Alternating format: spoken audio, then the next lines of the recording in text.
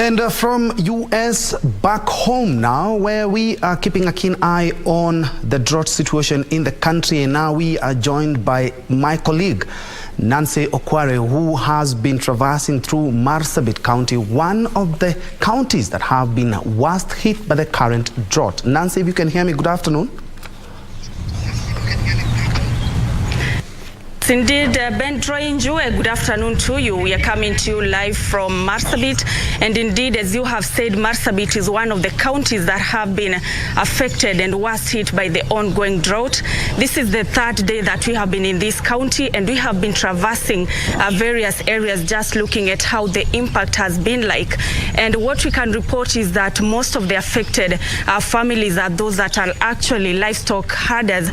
And yesterday we went to a particular village that is in the Kir in Laisami's constituency, and we were able to interact with the area residents, including one of the men, that is Mzee Mampulian.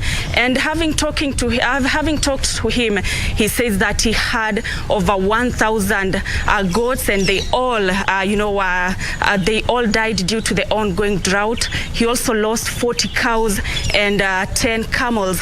Right now, he says that he's actually afraid of venturing into livestock keeping again, and he says that it is a situation that almost saw him sink into depression, having lost his source of livelihood.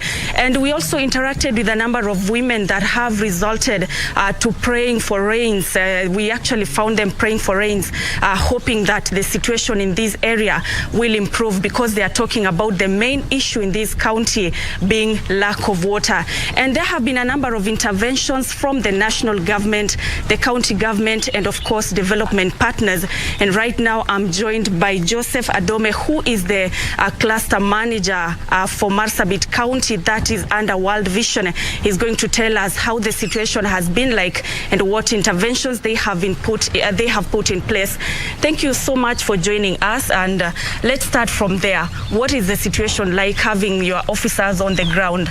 Yeah, I think first of all, we just want to thank you. The situation is very dire.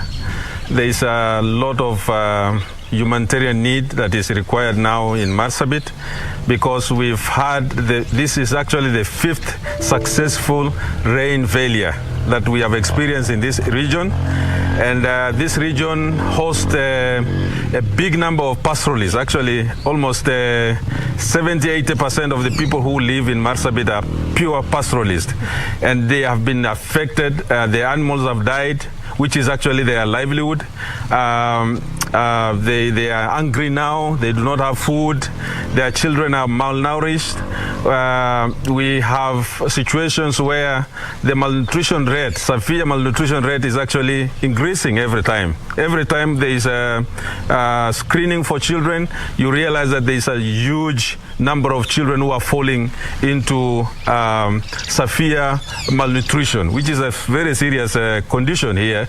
And we have had families, traveling to many other areas. We have family members who have gone to other places. They have not come back for many months, actually.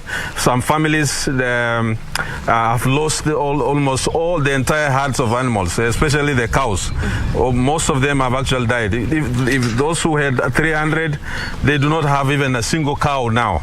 Those who had camels, they have a few of them. Those who had goats, they have lost a number of them. So the situation is actually dire. We have had schools, children dropping out of school. We have had situations where even water access is becoming a problem, because some of the boreholes that we have in this place are no longer recharging because there's no rain. So people have to leave some of these boreholes. They have to travel long distances to look for water.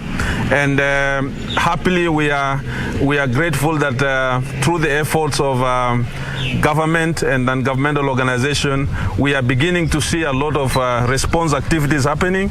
World Vision is also participating in this response. We are providing water to communities through water tracking. We are providing water to schools, to health facilities. We are also doing what we are referring as a multi-purpose cash transfer, which is because we have seen that the market's actually functional in some of the areas. And so we give families cash transfer so that they can be able to buy food for their children. They can be able to take care of other needs that they require. And we are also doing integrated nutrition outreaches in some of the areas where we do not even have health facilities. So we are doing mobile outreaches in collaboration with the government, with the UN, UNICEF, and other organizations that are actually supporting in these endeavors. Right. So I think there's need for more support for these communities, because what we are hearing from the meteorological department is that we are likely to have depressed rains in when we're expecting the long rains in March, April, May period. So that means that we have to really think, how are we going to help these communities moving into that direction? Because people are hopeless now. People have they're no longer thinking about animals. The few animals they have, the few food they receive, they share with these animals. So the situation is really dire, and we are calling upon those who can be able to support.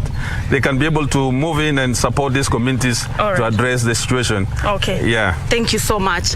Well, that has been Joseph Adome, who is the cluster manager for World Vision, that is in Marsabit County, talking about how dire the situation is in this county and the need for a multi-agency approach in dealing with this issue. As development partners, they say that they are doing whatever they can to ensure that they alleviate the suffering of the area residents. And of course, the area residents are asking the government to actually visit those interior parts of the country to look at the situation, assess it, and determine what their needs are so as to address them.